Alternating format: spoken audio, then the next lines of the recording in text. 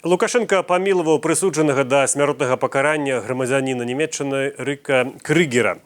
Суд прызнаў яго вінаватым у 6 артыкулах Крымінальнага кодекса Рэспублікі Беларусь, у тым ліку за акт тэрарызму. Учора ранкам ён напісаў прашэнне аб памілаванні, а ўвечары яго задаволіў Лукашенко. Што гэта было і ўвогуле ці быў гэты тэракт? Мяне завуць Дмітрый Гурневіч, гэта Пік Свабоды.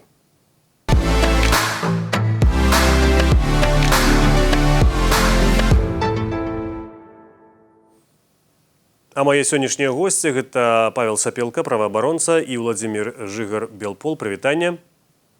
Добрый день. Павел, скажите, ці цешыць вас увогуле гэтае памілаванне?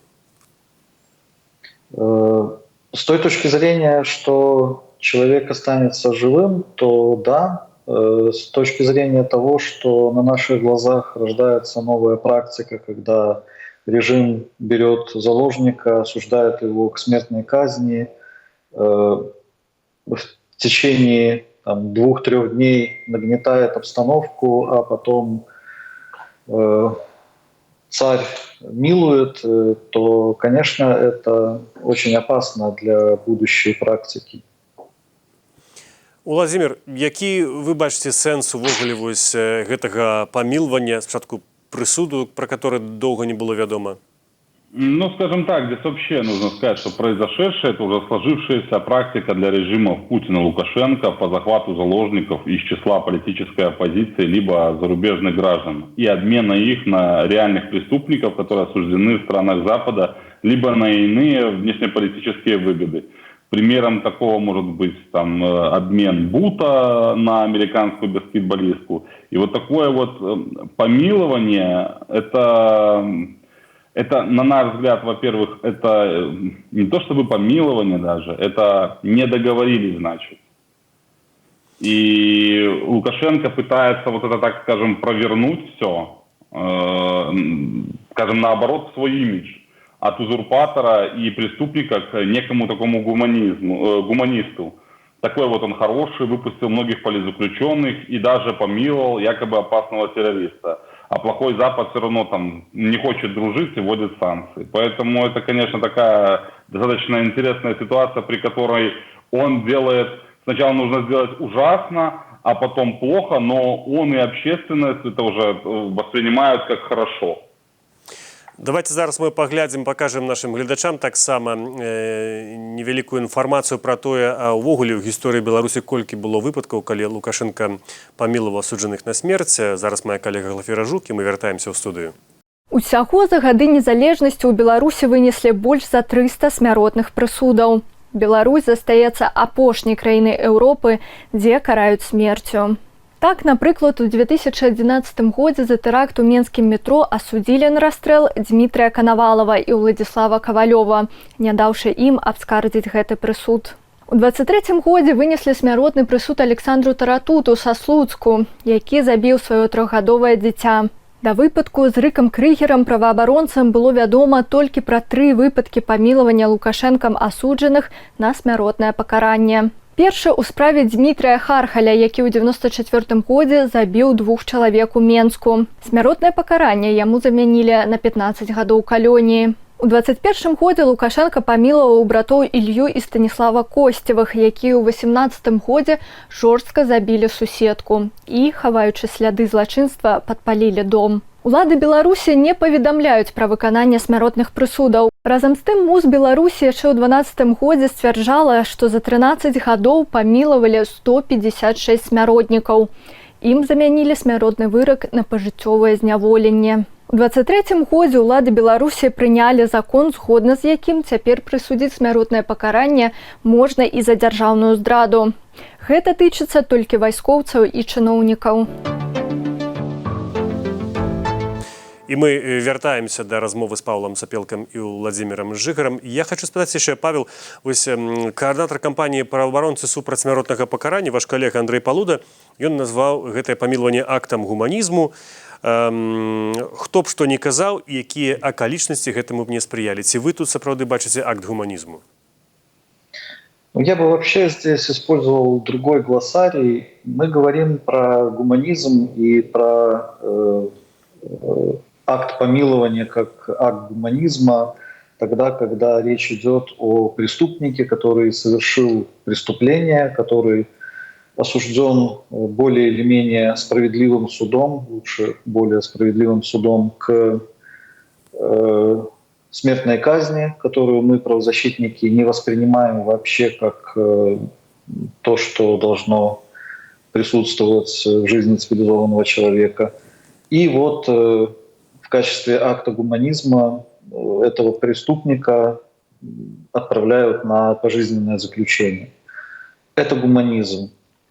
И гуманизм — это отправить осужденного преступника, который заболел в период отбытия, например, наказания, домой, тогда, когда нахождение в тюрьме — это уже чрезвычайно жестокое наказание для него. Когда речь идет о политзаключенных или когда речь идет о такого рода провокациях, наверное, так это можно назвать, все, что произошло с Кригером, то здесь должны быть другие дефиниции. Здесь, хорошо, что человека не расстреляют прямо завтра, плохо, что он осужден к пожизненному заключению, а именно на пожизненное заключение заменяется смертная казнь, и совершенно очевидно, что он осужден несправедливым судом. Зараз пра гэта я спытаюся Владзіміра, паколькі сёння Белпол апублікаваў уласнае расследаванне, і вы там называеце Эрика Кригера наивным чудаком. Чаму так жорстка? Потому что человек, который, скажем так, в сети интернет, там, в Телеграме, насколько нам известно, нашел какой-то контакт и поверил в то, что с ним общаются действительно там представители украинских служб. Он приехал в Беларусь, он не понимал то, куда он приехал. Он писал письма и надеялся на то, что... он писал письма уже после того, как был задержан. Он фактически... в письмах он пытался с представителями Германии, он там что-то им объяснял, рассказывал. И через некоторое время эти письма фактически были показаны в том же самом пропагандистском материале. То есть он надеялся на то, что в Беларуси существует тайна переписки. Как его еще можно по-другому назвать в таком случае? Там вся ситуация, по большому счету, в которую он попал, это был оперативный эксперимент со стороны режимных спецслужб, в которой он был участником, и понятно, почему этот оперативный эксперимент был, потому что фактически режиму нужен был Путина, режиму Минскому, им нужен был немец для уже дальнейшей, скажем так, дальнейшей его отработки. Так, для тых, магчыма, проста гледачоў, которые яшчэ не бачылі вашага расследавання, коротка атрымліваецца, вынікае з таго, што Эрик Кригер напісаў не ў той чат-бот, ён напісаў не украінскім спецслужбам, службе бяспекі Украіны або войску украінскаму, ён напісаў практычна беларускім КДБ або прынамсі нейкай спецслужбе, которая кантралявала гэты чат-бот, а ён думаў, што ён піша украінцам. Павел, навошта, на вашу думку, увогуле гэта все было патрэбна? Точно вопрос не ко мне. Я, честно говоря, не сторонник того, чтобы настраивать какие-то теории.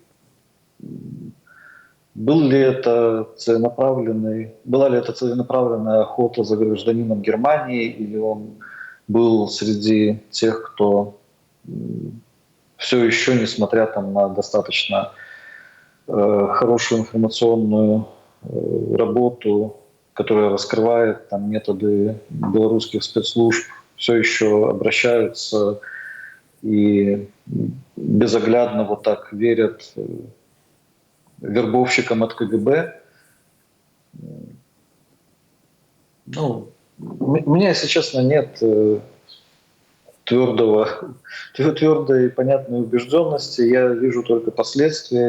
Я вижу, что человек, который, в принципе, не собирался совершать преступление, в его отношении провели вот это оперативно-розыскное мероприятие, по большому счету, в нарушение белорусского закона. Может быть, какие-то формальные признаки сохранения этой законности существуют, но, по сути, законность была грубо и всерьез нарушена. Вось пра гэта якраз хацеў спытацца ў Владзіміра, таму што Рыка Крыгера судзілі ў тым ліку як бы за тое, што ён учыніў замах або дакладней выбух пад Менскам на чыгуначнай станцыі. Вы сцвярджаеце, што гэтага выбуху як бы не было, бо прынамсі ад таго, што ён не меў да яго дачынення. Раскажыце канкрэтна, адкуль у вас такое перакананне? Ну, во-первых, мы еще осенью 23 года знали о том, что в Беларуси задержан гражданин Германии. Также мы знали, что вместе с ним были задержаны несколько иных лиц. Мы видим, что в том же самом зале заседания судебного он находится один. По тем материалам, которые имеются в нашем распоряжении, мы видим, что по уголовному делу он проходит один. Также непонятно, он закладывал это взрывное устройство, потому что у него нет специальных навыков, он как бы человек к этому не имеющий отношения. То, что нету иных лиц, которые проходили по уголовному делу, показывает то, что эти люди фактически были выведены из уголовного дела, потому что, ну, простыми словами, это были такие агенты, подсадные утки, которые которых внедрили к нему, которые помогали ему, но, естественно, они фактически его толкали на определенные действия. И вся вот эта ситуация, при которой режим 10 месяцев молчит, ничего об этом не говорит. Появляющаяся вот эта информация веером о том, что гражданин Германии задержан, который гражданин Германии осужден, не просто осужден, а к смертной казни, это вообще, ну, мягко говоря, для режима было не очень выгодно, поэтому мы вообще видим в этом больше след Москвы, нежели чем Минска. И те люди, которые присылали эту информацию, люди не верифицированные, это просто информация появилась, и все, и источник исчез.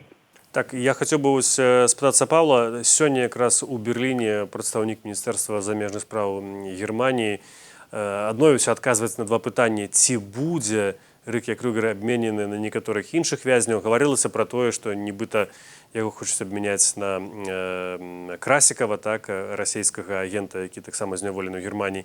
Ці ўвогуле вы як праваабаронцы, ці ў вашым асяроддзі штосьці вядома, што Рыка Крыгера могуць абмяняць на нейкіх іншых вязняў? Ну, гаворыцца пра гэта, што хутчэй за ўсё на гэта Красікава, а яшчэ таксама некая партыя будзе расійскіх палітзняволеных.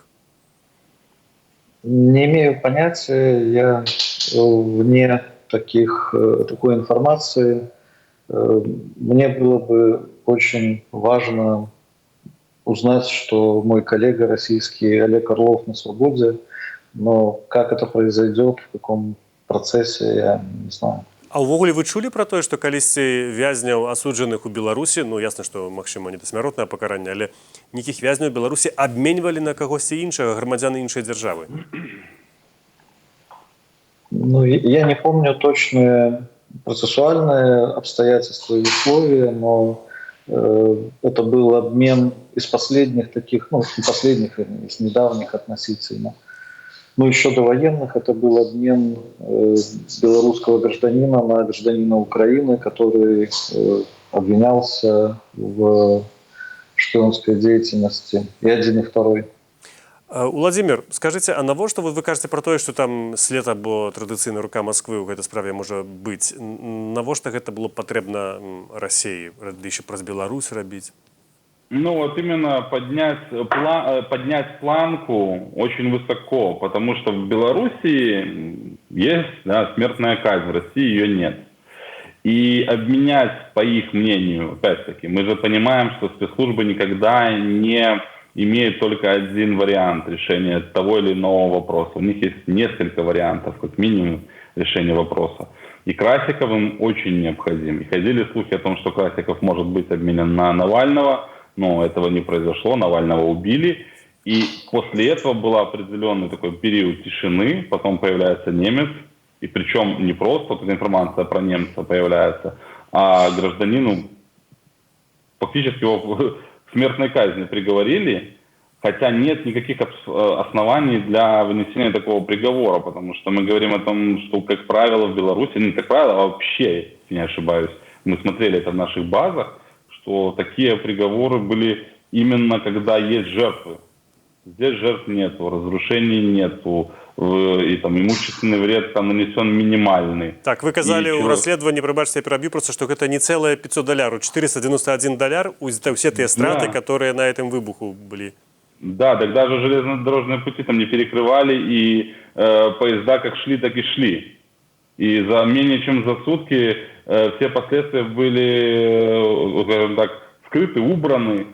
И здесь такой приговор, и, естественно, по нашему мнению, здесь замешан вот этот возможный торг по поводу Красикова, но вчерашние события показывают то, что не договорились, и сейчас будет игра совсем, ну, скажем так, по-другому. И где вот исчезновение определенных представителей российских демократических сил, которые были осуждены в России, может свидетельствовать о том, что один на один обменять не получилось, хотя, опять-таки, приговор смертный и все, скажем так, вытекающие из этого моменты, значит, будет, возможно, планироваться более такой широкомасштабный обмен, который устроит немецкую сторону и возможно, и остальных партнеров. Павел, а ўвогуле існуе нейкі закон, нейкія правілы, што чалавека, які асуджаны, ну, фармальна і асуджаны ў Беларусі паводле таго заканадаўства да смяротнага пакарання або хутчэй зараз заменены на пажыццёвае зняволенне, і што яго могуць дастаць з турмы, хаця да канца жыцця павінен там быць, і абмяняць на кагосьці. Гэта якім-то законам абумоўлена, не ведаю, або іногда не да законов. Ну, вообще это довольно новая практика, потому что про какие-то обмены вне вот тех случаев, о которых я говорил, там, когда меняются, так сказать, осужденные за шпионаж на осужденных за шпионаж, я не знаю, как это оформляется. Может, их передают для отбытия наказания в свою страну, не уверен. Но здесь немного другая история, когда речь идет о передаче политзаключенных, вот, о которых мы слышали, которые были переданы Украине. Если я правильно помню, там речь шла о задействовании формы помилования.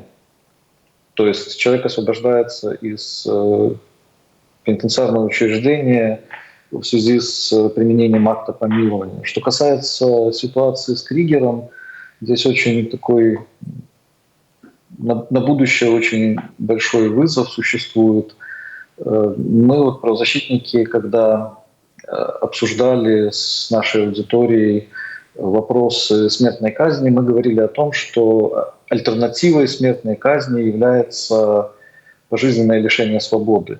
И это хорошая альтернатива, когда человек там, в течение как минимум 20, а может даже и на всю оставшуюся жизнь, 20 лет, а может и на всю жизнь, лишен возможности совершать преступления, во всяком случае совершать их на свободе. Но Павел, вот, я хотел дакладніць, прабачце, пераб'ю на секундочку. То есть, калі чалавек асуджаны ў Беларусі, напрыклад, да смяротнага пакарання, і чалавек памілуецца, як у гэтым выпадку, то заменай можа быць толькі пажыццёвае зняволенне. Напрыклад, яго нельга вызваліць, так, по законе? Да, именно так. Ему должно быть заменено наказание на пожизненное лишение свободы. Но нам не дает закон твердого ответа на вопрос, нельзя ли потом еще раз помиловать пожизненно заключенного. Те нормативные акты, которые описывают этот процесс, они все начинены разного рода возможностями исключений. И это хорошо для Кригера, потому что, может быть, если закон можно обходить, то его могут просто еще раз помиловать и отдать Германии там, на каких-то условиях. Если, конечно, будет вообще обсуждаться этот вопрос. А с другой стороны, это очень плохо для идеи борьбы со смертной казнью, потому что это показывает произвольность, вернее, возможность произвольного решения вопроса в отношении вот этих вот осужденных. Он вчера мог быть осужден к смертной казни, завтра он может быть на свободе. Это на самом деле очень серьезно подрывает доверие и к правовой системе, и к той системе, которая предусматривает отказ от смертной казни, и еще ко многим аспектам правосудия в целом. Владимир, я хочу вернуться еще до вашего расследования. Вы там расписываете вельми деталёва памылки, які допустила беларуская тэлевізія, там прадстаўніца гэтага каналу, которая рабіла фільм пра Крыгера і займалася гэтай тэмай. Гэта выглядае вельмі па-аматарску, бо сапраўды гэтыя нестыкоўкі, яны часам, ну, я ведаю, што эта сітуацыя не смешная, але яны смешныя.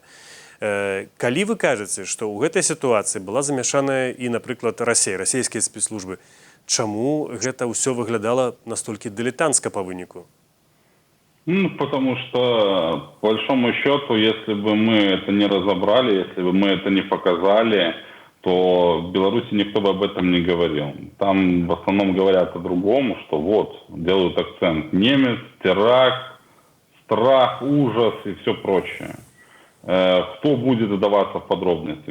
Мы здесь можем посмотреть на все ситуации, которые были не только после 2020 года, но и до 2020 года, когда людей приговаривали к различного рода там, ограничений свободы, там, срокам, когда вообще никаких нет оснований, когда на белое говорится черное, и всем вбивается в голову, что это именно так и есть. В этом и есть суть режима, в этом и есть тот момент, когда нет никаких противовесов, нет никакой свободы слова в Беларуси, при которых, например, вот такой вот вердикт суда, вышло бы независимые какие-то представители, те же самые независимые СМИ, и рассказали, где какие нестыковки, и режиму пришлось бы отвечать, почему это именно так. Ну, аудитория там только одна, здесь главное было, по большому счету, сделать быстрее этот приговор, а дальше уже пошел бы торг. Еще по одним пытанням до кожнага з вас. Павел, скажите, ласка, вось у гэтым расследаванні Белполу там напрыканцы ёсць такі сказ, што Белпол не раіць заходнім дзяржавам весці нейкія перамовы з рэжымам Лукашэнкі або Пуціна. Про гэта скажа Владимир пазней, што ён прапануе. А вы як праваабаронца, як вы лічыце, ці патрэбна вось у такіх сітуацыях заходнім дзяржавам, палітыкам, чыноўнікам весці перамовы з аўтарытарнымі або нават таталітарнымі рэжымамі, каб вызваляць сваіх грамадзян з палону? Это очень сложный вопрос. Это вопрос из разряда, можно ли вести переговоры с террористами. Каждое государство отвечает на это по-своему. Это, собственно говоря, признак суверенитета государства, когда оно само решает свои внутренние проблемы и проблемы своих граждан. Объективно это хорошо для того человека, проблему которого решает эта договоренность. Также объективно это плохо для всех тех, кто может быть следующим. Если этот процесс будет поставлен на такой рабочий ход, и если один за другим будут поставляться в информационное поле новости о новых каких-то приговорах, в том числе смертных приговорах в отношении граждан других стран, это будет, конечно, плохим итогом такого рода переговоров и плохим итогом такого рода способов решения проблем во взаимоотношениях с режимом Лукашенко. Владимир, вам апошняе пытанне. Відавочна, што кантакты паміж Берлінам і Мінскам былі. Пра гэта сведчыць нават афіцыйныя заявы, што нейкая там консульская дапамога вялася, і яны бакі вырашаюць гэтую справу.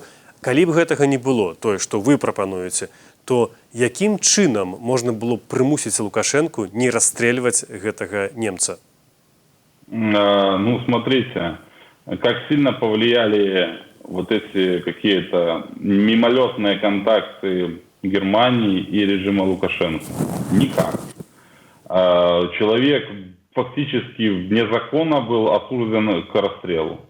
И если бы условно они, ну по нашему мнению, договорились бы о каком-то обмене Кригера на Красикова, то человек был бы обменен. Но немцы на это не пошли, насколько мы понимаем.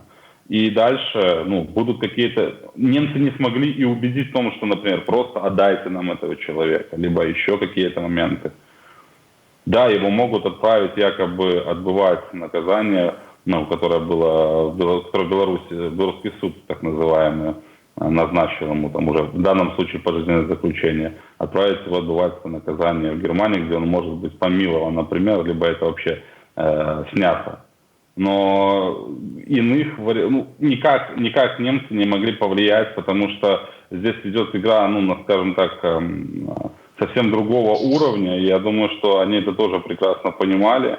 И повторюсь вновь, то, что вчера Лукашенко, этакий миролюбивый человек, взял и его, ну, не оправдал, естественно, а просто заменил ему смертный приговор на пожизненное заключение. Но это просто показатель того, что по большому-то счету приговор нужно было бы уже исполнять, но Лукашенко, наверное, на такое пойти все же не смог, испугался.